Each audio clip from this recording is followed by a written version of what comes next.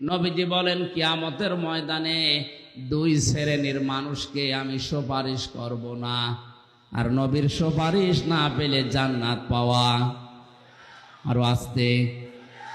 আপনি যদি জান্নাতেই না পান, 41 সাল না 81 সাল পর্যন্ত হায়াত পেয়েও কোনো লাভ নেই। ফামান যুহজিহা আনিন নারি ওয়া উদখিলাল জান্নাতা ফাকাদ ফাজ আমাল হায়াতুদ দুনিয়া ইল্লা মাতাউল গুরুর। আল্লাহ পাক বলেন ওই লোকটার জীবন সফল যাকে আমি আল্লাহ জাহান্নামের আগুন থেকে মুক্ত করে জান্নাতি বলে ঘোষণা দিয়ে দিয়েছি।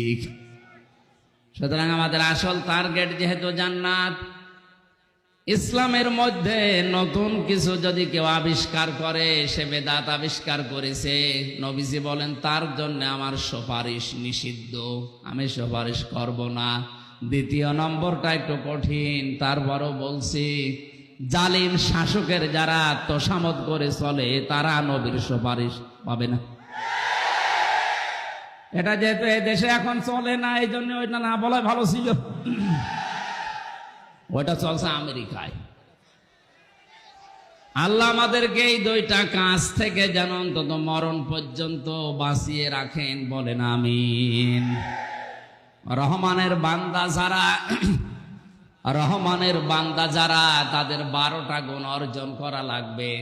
রহমান নিজেই জানিয়েছেন, ইবাদুর রহমানিল্লাযীনা ইয়ামশুনা আলাল আরদ। আমরা বান্দা কার? আরো জোরে। এ কথা বলতে আমাদের কি লজ্জা লাগে? না, আমরা আরো আনন্দ পাই। আমরা যদি বলতাম আমরা পীরের বান্দা, পীরের গোলাম, তাহলে আমরা লজ্জা পেতাম।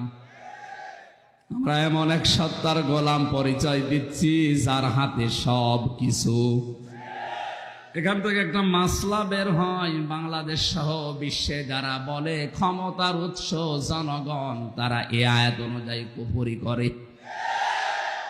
এজন্য এই বিশ্বাসে যারা আছেন তারা ফিরে আসবেন। আল্লাহ কিন্তু সব গোনা মাফ করে দেবে, ইচ্ছা করলে শিরিকের গোনা উনি মাফ করবেন না। আর এটা শিরিক। ক্ষমতার উৎস একচ্ছত্র মালিকানা আল্লাহর। আপনি মানেন না বাস্তবে, সেটা আলাদা, কিন্তু আপনাকে বিশ্বাস করা লাগবে ক্ষমতার উৎসকে নাকি জনগণ। বিশ্বাস যারা ঢুকিয়ে আমাদেরকে মুশরিক বানাতে চায়, এদের থেকে সতর্ক থাকা লাগবে। আমাদের দুনিয়া আখিরাত সব ধ্বংস করে দিবেন আপনি এই ছোট্ট একটা কথার কারণে। ফাদখুলি ফি ইবাদি ওয়াদখুলি জান্নাতি।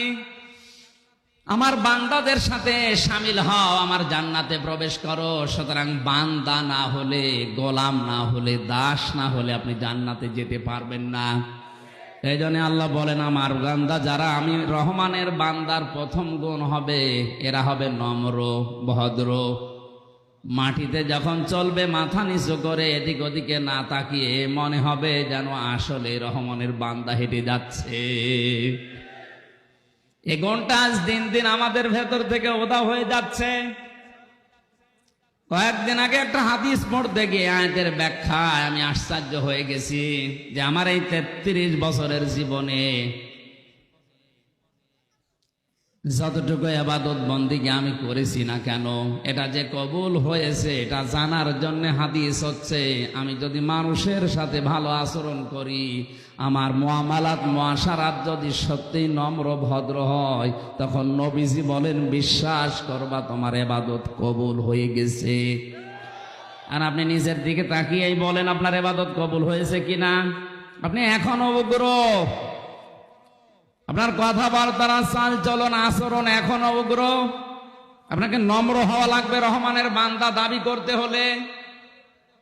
পৃথিবীতে যত মানুষ রহমানের বান্দা হিসাবে পরিগণিত হয়েছে তাদের জীবনীগুলো পড়েন, তাদের যে আচরণ।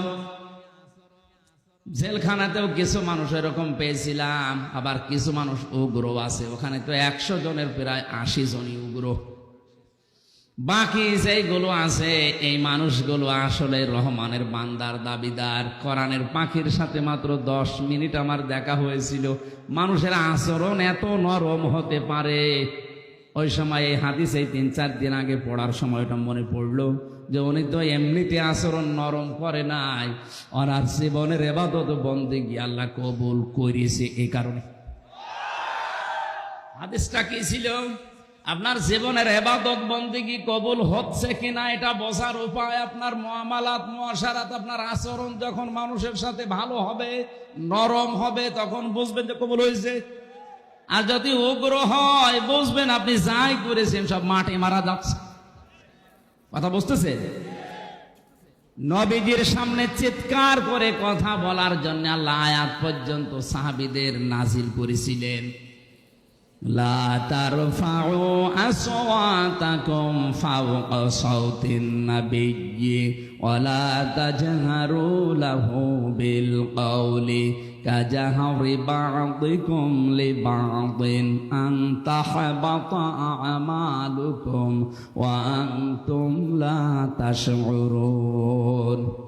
এখনো পর্যন্ত মসজিদে নববীতে বিশ্বনবীর রওজার উপরে আয়াতটা লেখা আছে স্বর্ণের অক্ষর দিয়ে।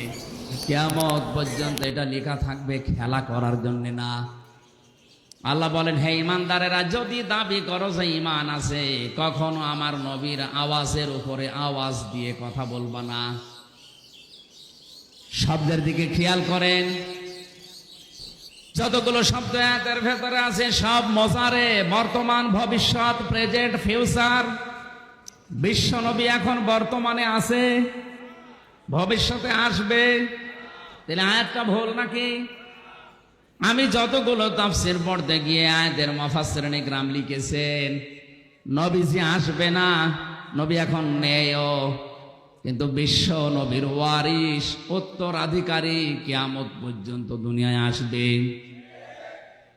নবীর সামনে উঁচু গলায় জোরে কণ্ঠস্বর নিয়ে কথা বললে আন তাহাবাতা আমালুকুম, তোমাদের জীবনের যত আমল ভালো কাজ আছে সব আল্লাহ ব্যর্থ করে দেবে, নষ্ট করে দেবে। ওয়া আনতুম লা তাশউরুন, তোমরা টেরও পাবে না কখন নষ্ট হয়ে গেছে। আয়াতটা কত মারাত্মক চিন্তা করেন। নবীজি নেই, অথচ আয়াতটা এখন লেখা আছে কোরআনে কারিমে। আল্লাহ কোড করে কিয়ামত পর্যন্ত এটা চিরন্তন করে দিয়েছেন এই কারণে, যেহেতু নবী নেই, নবীর ওয়ারিসরা আসবে। আলেম নবীর ওয়ারিস, আল উলামা ওয়ারাসাতুল আম্বিয়া, আলেমরা ওয়ারিস কার? মুফাসসিরিন ইকরাম লিখেছেন, বিশেষ করে তাফসীরে ফি জিলালিল কোরআনে সাইয়্যিদ কুতুব, যারা আলেমদের সামনে উঁচু গলায় জোরে কণ্ঠস্বর নিয়ে কথা বলবে তাদের আমল আল্লাহ নষ্ট করে দেবে। এই হিসাবে বাংলাদেশে অনেকের আমল, কথা বলে না কেন? উঁচু স্বরে কথা বলা তো দূরের কথা, আলেমের ঘাড় ধরে আরো আটকিয়ে রাখে। আপনার আমল আছে,